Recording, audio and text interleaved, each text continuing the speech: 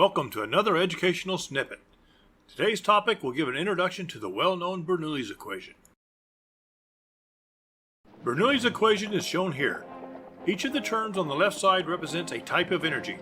The constant on the right-hand side is the total mechanical energy.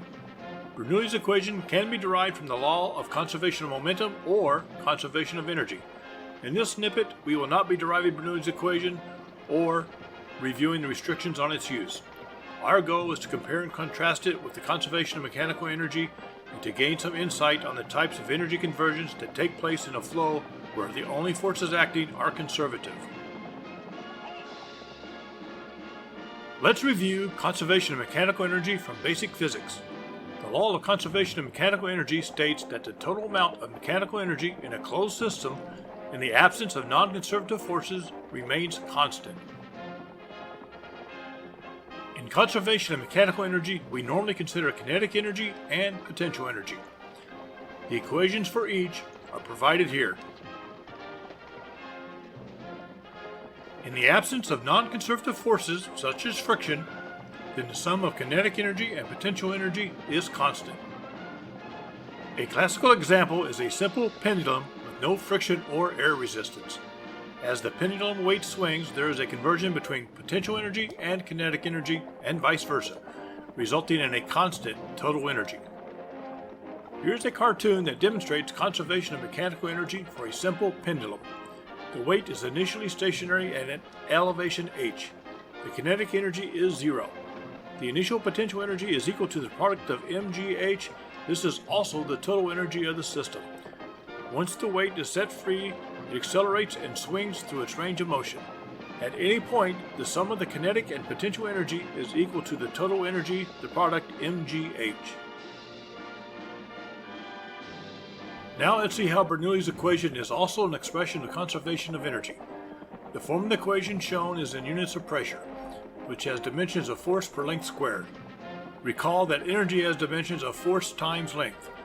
We will do some simple dimensional analysis to show that pressure is both force per area and energy per volume. Let's multiply the dimensions of pressure by the ratio length over length. Length over length is equal to 1, so it does not change its meaning. Doing this, we get force times length in the numerator and length cubed in the denominator. This is energy per volume. Returning to Bernoullis equation, it is clear that the second term is related to kinetic energy and the third term is related to potential energy. The first term is pressure, which is also now part of the mechanical energy balance. Let's look at some examples of how mechanical energy is conserved for some fluid flow situations. Consider a horizontal, constant diameter pipe with no viscous or frictional effects. There are no energy conversions between pressure, kinetic energy, or potential energy. As shown in the cartoon, the pressure would be constant. Now let's consider the same pipe, but it slopes so that there is a 15-foot elevation change between the pressure gauges. If viscous effects are negligible, the pressure at the lower point will be higher, in this case 6.5 pounds per square inch higher. Some of the potential energy has been converted into pressure. Now let's consider a horizontal pipe with a reducer that results in a smaller diameter. In this case, the potential energy remains constant. However, the velocity will increase as the diameter decreases, resulting in a conversion of pressure to kinetic energy. The conversion of kinetic energy to pressure, and vice versa, is commonly referred to as the Bernoulli Effect. Let's review. Bernoullis equation is an expression of conservation of mechanical energy. In the absence of non-conservative or dissipative forces, mechanical energy is conserved. In such a system, kinetic energy and/or potential energy can be converted into pressure and vice versa. In future instructional snippets, we will go over how to apply Bernoullis equation for some common situations. I hope you found this instructional snippet useful.